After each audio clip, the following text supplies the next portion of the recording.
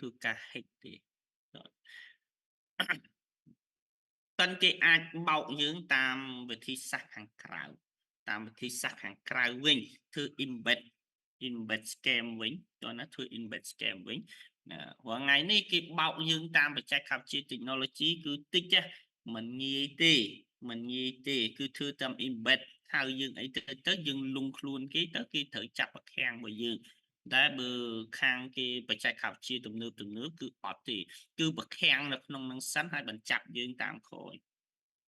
តើនេះបងហៅឡូអញ្ចឹងវាមាន two way ticket ណាវាមានគេហៅថាសម្បត្តិទាំងទៅទាំងមកតើណាសម្បត្តិទាំងទៅទាំងមកតើណាអញ្ចឹងអាការដែល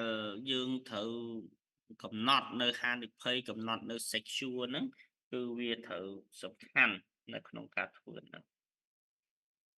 អូខេអញ្ចឹងយើងចេះហើយគឺ driven by digital transformation អញ្ចឹងលោកគ្រូបានបញ្យល់យើងហើយអញ្ចឹងសរុបមកវាប្រប្រាស់នៅ concept នៃហិរញ្ញវត្ថុបូកនឹងបច្ចេកវិទ្យាអញ្ចឹងវាបង្កើតបានជា ecosystem មួយជា building block មួយដើម្បីធ្វើអាហ្នឹងចុះណា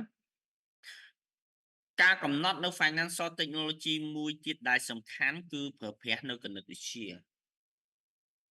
we integrate mathematical approach we integrate no statistical approach we integrate no computerization ឬមួយក៏ computing approach we integrate no economic model approach តើណាអូខេដើម្បីធ្វើការវិភាគដើម្បីបង្កើតនៅប្រព័ន្ធវិភាគទំនើបថ្មីមួយតើណាអញ្ចឹងអា digitalization ហ្នឹងចុងក្រោយគេវាកើតទៅជាចុងក្រោយគេគឺអនុញ្ញាតឲ្យ transmit ទិន្នន័យហ្នឹងទៅជា output វិញតើណាអញ្ចឹងវាត្រូវប្រើប្រាស់នៅអាហ្នឹងអញ្ចឹងវាធ្វើសមរណកម្មនៅវិធីសាស្ត្រគណិតវិទ្យាស្ថិតិរូបវិទ្យាហើយនឹងគំរូ model សេដ្ឋកិច្ចហ្នឹងអញ្ចឹងសំណួរសួរថានៅពេលដែលយើងប្រើប្រាស់ប្រព័ន្ធហ្នឹងហើយតើយើងអាច hack បានទេប្រកាសជាអាច hack បានហើយដោយសារគណិតវិទ្យា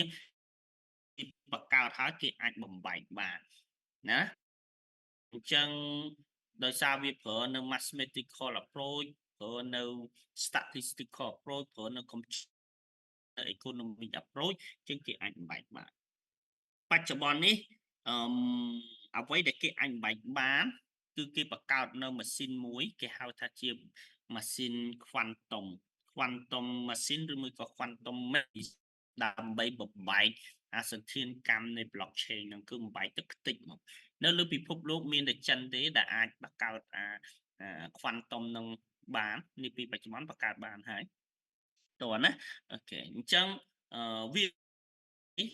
នៅពេលដែលយើងប្រើ blockchain វា transmit ទិន្នន័យជា hashtag អញ្ចឹង hashtag ហ្នឹងគឺវាដូររាល់10វិនាទីម្ដងតើណាឧមាថាយើងប្រើប្រាស់ហ្នឹងទៅទិន្នន័យរបស់យើងផ្ញើទៅឲ្យមិត្តភ័ក្តិអញ្ចឹងទៅអាចចម្លងទិន្នន័យយើងលួចទិន្នន័យយើងបានប៉ុន្តែបើយើងផ្ញើតាម hashtag មានន័យថាគាត់ផ្ញើទៅ hashtag ហ្នឹងដូរហ្មង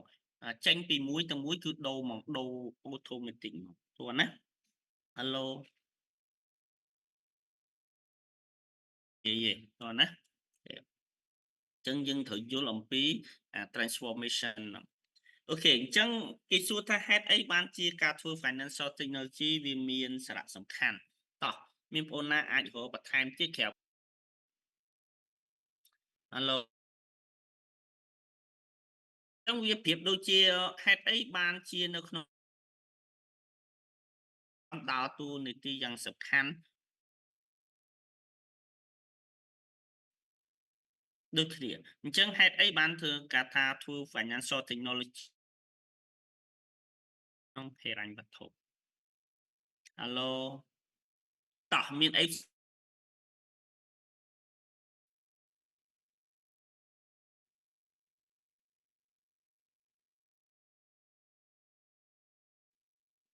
បានគ្រូបាទតោះ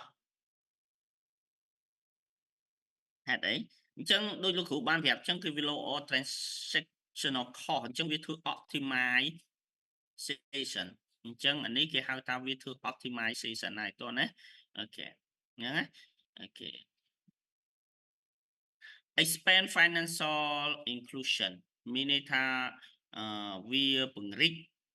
និងពង្រឹងនៅបរិយាបន្នហិរញ្ញវត្ថុមានន័យថាវាជួយកាត់បន្ថយភាពក្រីក្រតោះណាវាជួយកាត់បន្ថយភាពក្រីក្រវា generate income ទៅកាន់ other stakeholder តោះណាអញ្ចឹងអាហ្នឹងវាคล้ายទៅជាការធ្វើនៅeconomic inclusivity មានន័យថាវាបរិយាបន្នសេដ្ឋកិច្ចចឹងវាធ្វើអានឹងភ្លាមតែម្ដងតើណាវាធ្វើភ្លាមតែម្ដង improve market efficiency and transparency អញ្ចឹងវាមាននៅការសន្សំសំចៃវាមានការបែងចែកមួយត្រឹមត្រូវគេហៅថាជា resources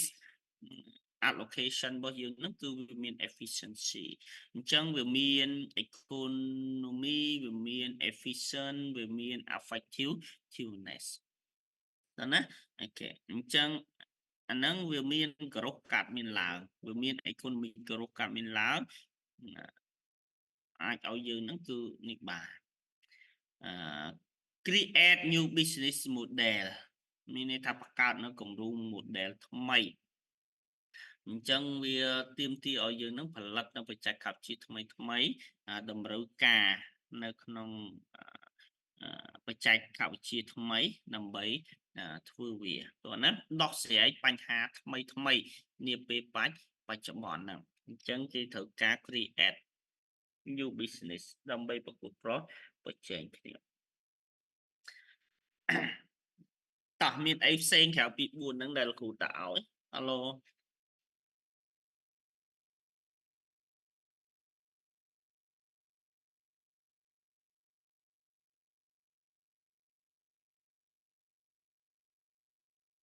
ហៅឡូ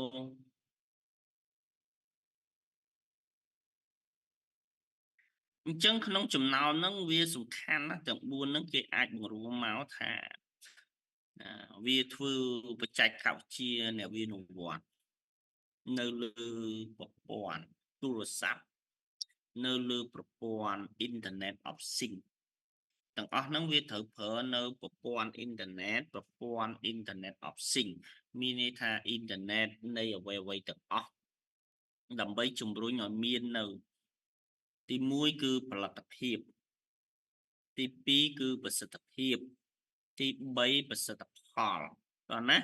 ហើយឥឡូវគេរុញឲ្យរហូតទៅដល់មានភាពធន់ហើយនឹងបៃតងភាពមានន័យថាយើងត្រូវការពារបរិស្ថានយើងដែរតោះណាយើងត្រូវការពារបរិស្ថានយើងដែរអញ្ចឹងអាហ្នឹងវាជំរុញឲ្យអាហ្នឹងកើតមានចឹងយើងយល់ហើយនេះបង្កើតនេះអញ្ចឹងនៅក្នុងclear ដែល create new business ហ្នឹងណាគេអាចសិក្សាបានយើងសិក្សា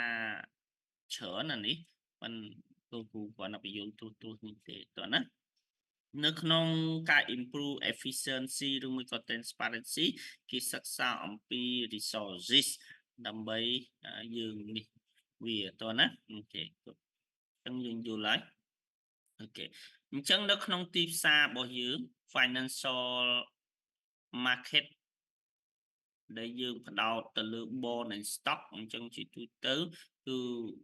ជាដើមទុនឬមួយក៏វាខ្លះគេហៅថាជាមួយធនអញ្ចឹងយើងអាចធ្វើ comparison បានរវាងទីផ្សារមូលធនហើយនិងទីផ្សារហិរញ្ញវត្ថុអញ្ចឹងវាមានរយៈពេលវែងនិងរយៈពេលខ្លីអញ្ចឹងចំពោះការអនុវត្តនៅក្នុង financial technology នៅក្នុងទីផ្សារទាំងអស់ហ្នឹងបច្ចេកវិទ្យាដែលគេអាចប្រើប្រាស់បានអញ្ចឹងគេមានការធ្វើ algorithm មានន័យថាខ្មែរយើងគ្រូអត់ដឹងថាបកប្រែថាម៉េចទេអញ្ចឹងគេធ្វើ algorithm អាចប្រើប្រាស់នៅបច្ចេកវិទ្យា AI artificial intelligence ហើយ AI នេះវាคล้ายទៅជារបៀបវិរៈដែលរាជរដ្ឋាភិបាលយើងកំណត់ឲ្យប្រើហើយតើណា កំណត់អត់ព្រោះហើយជាពិសេសនៅក្នុងវិស័យអប់រំរបស់យើងអញ្ចឹងវិស័យអប់រំរបស់យើងក៏អនុញ្ញាតឲ្យយើងប្រើ AI ដែរប៉ុន្តែយើងត្រូវមានក្រមសីលធម៌សម្រាប់ការប្រើ AI នៅក្នុងបប្រតិបត្តិការអាជីវកម្មតាមរយៈការធ្វើនៅសេដ្ឋកិច្ចdigital ដែលយើងអនុវត្តចាប់từ 2023ឡើងគឺយើងអនុញ្ញាតឲ្យមានការប្រភេទនៅ AI នឹងដែរតោះណាអូខេអញ្ចឹងយើងអាចប្រើ AI បាន AI វាល្អហើយក៏វាមិនល្អដែរនៅពេលដែលមនុស្សយើងមិនល្អតោះណាអូខេដោយសារយើងអ្នកបង្រៀន AI នឹងឲ្យខ្លាំងអញ្ចឹង AI វាមានចំនួន AI ហាឡូអញ្ចឹង AI វាមានចំនួន AI មនុស្សយើងក៏មានចំនួនមនុស្សយើងដែរតោះនេះផងហាឡូ បាទលោកគ្រូ អូខេអញ្ចឹងយើងអាចទៅ search បន្ថែមតើ AI វាមានប្រភេទ AI មិនចំនួនរបស់វាណាអូខេមនុស្សយើងក៏មានចំនួនដែរអូខេrobot advisory ឬមួយក៏ robot advisor ដើម្បីវា personalization វាស្គាល់យើងមានន័យថាវានៅមួយយើងវាអន្តរកម្មមួយយើងវាជួយប្រឹក្សាយោបល់ឲ្យយើងពីមុនគេប្រើប្រាស់នៅមនុស្សតាមរយៈការបង្កើតឲ្យមាននៅ investment bank មានន័យថា investment bank ហ្នឹងពួកគាត់ដើរតួជាអ្នកប្រឹក្សាដើរតួជាអ្នកការពូកគងតបភ្ជាប់ប្រមូលទុនប្រមូល fund ពីក្រុមហ៊ុនពីរាជរដ្ឋាភិបាលពីសាធារណជនតើណាអូខេឥឡូវយើងបង្កើតនៅបច្ចេកវិទ្យា robot advisor អូខេដើម្បីគៀងគរនៅទុនទាំងអស់ហ្នឹងជួយតើណាអញ្ចឹងវាផ្លាស់ប្ដូរហ្មងវា swap ហ្មងវា swap ពីលក្ខណៈដែលយើងធ្លាប់ធ្វើមុនទៅជាការប្រើប្រាស់នៅបច្ចេកវិទ្យា Tokenize asset for liquidity ឥឡូវយើងមើលយើងដើម្បីយើងដឹងថាអាច Tokenize បានដើម្បីអាចធ្វើ Tokenize បាន Tokenize ហ្នឹងមានន័យថាម៉េចមានន័យថា token នីយកម្មស្គាល់ពាក្យហ្នឹងទេបងហាឡូអញ្ចឹងគេធ្វើ token នីយកម្មអញ្ចឹងដើម្បីអាចធ្វើ token នីយកម្មបានយើងត្រូវស្គាល់ពាក្យ asset asset គឺជាអីបង asset what is asset មើលគ្រូចង់ដឹងដល់យើងនេះយើងអត់មានអ្នកខំប្រឹងឆ្លើយខំប្រឹងសួរ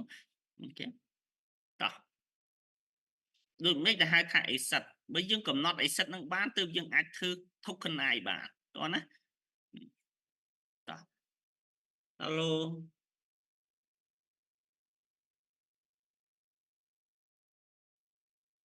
Hello អញ្ចឹង asset វាសំដៅទៅលើ property ទាំងឡាយណាដែលវាអាច store value បានតើណា asset វាសំដៅទៅលើ property ទាំងឡាយណាដែលអាច store value បានតើណាអាច store value បានហើយវាមានតម្លៃវាមានតម្លៃណាមួយវាមានតម្លៃណាមួយជាទូទៅវាមាន intrinsic value ហើយនិង extrinsic value វាមានតម្លៃផ្ទាល់ខ្លួនខាងក្នុងវាមានតម្លៃផ្ទាល់ខ្លួនខាងក្រៅអញ្ចឹងលោកគ្រូសួរបបមកវិញតើយើងអាចឃើញតម្លៃនៅក្នុង asset ដោយរបៀបណាណៃបានតើយើងអាចឃើញតម្លៃនៅក្នុង asset ដោយរបៀបណាហាឡូហាឡូបាទលោកគ្រូបាទ តោះយើងជួយឆ្លើយគ្រូតិចមើល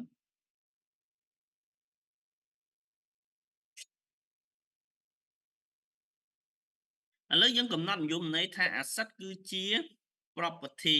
ទាំងឡាយណាដែលអាច store value ហើយវាមានតម្លៃផ្ទាល់ខ្លួនរបស់វាអញ្ចឹងលោកគ្រូសួរបកវិញតើយើងអាចឃើញតម្លៃ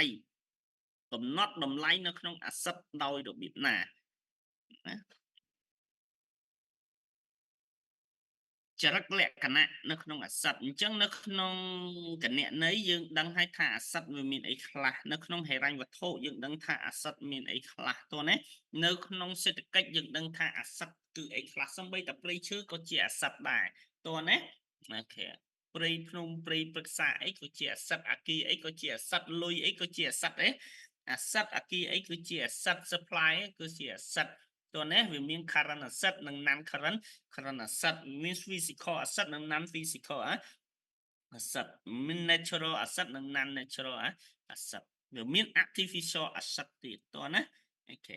អញ្ចឹងលោកគ្រូសួរអំពីvalue in asset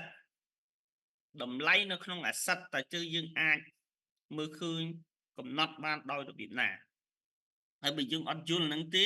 យើងមិនអាចធ្វើ tokenize បានទេតោះណា